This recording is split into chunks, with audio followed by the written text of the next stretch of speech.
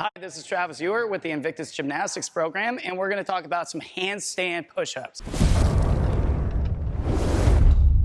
Okay, these are important ones for you guys because I feel like a lot of people struggle with them, especially in the open. All right, so we're going to take a look at 5 different pieces that are good tips, hopefully good tips, to help you guys either succeed to get more or even to get your first one. Okay, step number 1. A lot of people just like to kick up to the wall and try a handstand push-up, but I actually like to take the approach of putting myself in the headstand position to make sure that my arms are in place. And I'll explain that in a moment. So I'm going to crouch down nice and safely, put my head on the ground, and get up next to the wall. Okay? Do I think I can press from here? Yeah, probably. Okay, now, I'm just going to take a look where my hands are. If you notice, now, if you guys have the box, you're allowed to put your fingers outside this box, but you're not allowed to put your palm outside the box. So make sure that your hands are inside this box. Now, taking a look from the front, if you can take a look from over there, here's the important part about being upside down in that headstand position. If I'm in this headstand position and you look at my elbows are further out to the side than my wrists are, I'm going to be using a ton of triceps to get up out of the bottom at the very beginning. So, general rule is we want at the maximum a 90-degree bend in our elbow. Depending on the size of the person, if you have broad shoulders and long arms, you're not going to be able to put your hands way out to the side here with your head in the middle because it may stick your elbows out too far. Now, to correct this, I'm going to move my hands forward until my elbows are stacked above my wrists. I know that's a good position to push from. Okay, so that's step number 1, is knowing where your hands are going to start on the floor and where your head's going to make contact. All right, step number 2. When we kick up, we need to get to full lockout. A lot of people forget this part. They're really excited and anticipating that handstand push-up, but they don't actually get into position. So just to kind of clarify what lockout looks like, I'm going to kick up to the handstand. I'm going to make sure my arms are straight. I'm going to flex my heels toward the ceiling because that puts my heel up taller on the wall, and I'm also going to push my head through. So arms are straight, feet are flexed, head through, that is extended. I'm squeezing my butt.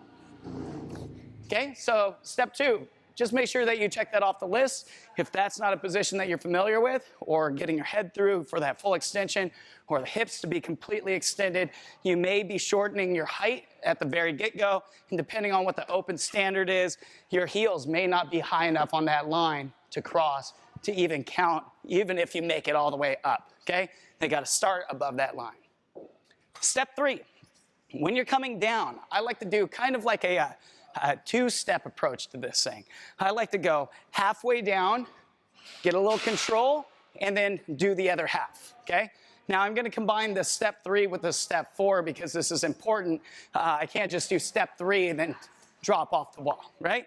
Because step 4, and this really does depend on the equipment that you're using, but we use these little 1 3/8 inch mats, these folding gymnastics mats, okay? I know that my head can press into this safely. And by the way, just make sure that you have spent plenty of time in a headstand position to strengthen your neck, to hold that position without your head wobbling around like the thing that you put in your car, okay? So when you guys come down, you need to know that your head is going, or your neck is going to be safe when you make contact. And the reason why I bring that up is because if these mats are somewhat soft, they can actually help press you out of the bottom. You have to be able to let your load press into the mat and then immediately press against. I'm not saying drop onto your head, but it is kind of like the bottom of a squat to get that little bounce to get back up, okay? You get a little bit of tension and then you push up out of that. Again, please be extremely careful about dropping onto your head, okay? Snap necks don't recover very quickly. So we're gonna take a look at both those parts, the 2-step descent, and this is really good if you guys are struggling with the first handstand push-up. 2-step descent means you're going to put on the brakes before it gets really hard, and then you'll have a smaller amount of descending to do before you make contact with the ground. Press into that mat a little bit, and then push up out of this thing, okay? So here goes. Step 1, hands are in a good spot. Step 2, make sure I'm extended. 3, I'm going to go halfway down, and then go down, press, and then back up. Okay. Now, you may have noticed my head didn't go plowing into the floor. It's because I value the space between my head and my shoulders. And from there, step 5 is just pressing up. Now, pressing up, that's where we find the handstand push to be most difficult. Now, let me tell you something. As far as rules are concerned, you need to stay up against the wall, and you have to finish in full extension. You're not allowed to crawl your toes up the wall, or your heels up the wall, rather, but you are allowed to arch. Now, arching seems like maybe with a barbell, pretty bad position to be in. In this case, when you guys start pressing up, I'm going to arch my back, and you're gonna see, watching my feet here, my feet are gonna stay in the same spot as I start pressing up.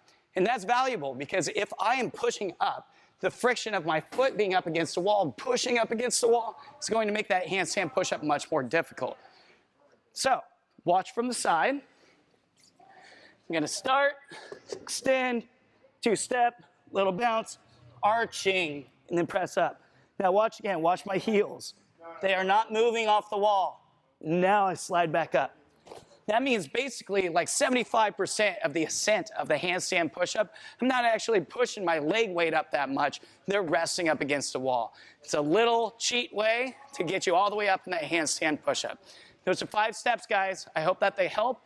If you guys join the Invictus Gymnastics program, we got more stuff like this. They're just in little steps to help break this movement down, make you a better gymnast in your CrossFit world, and you will get better for the open.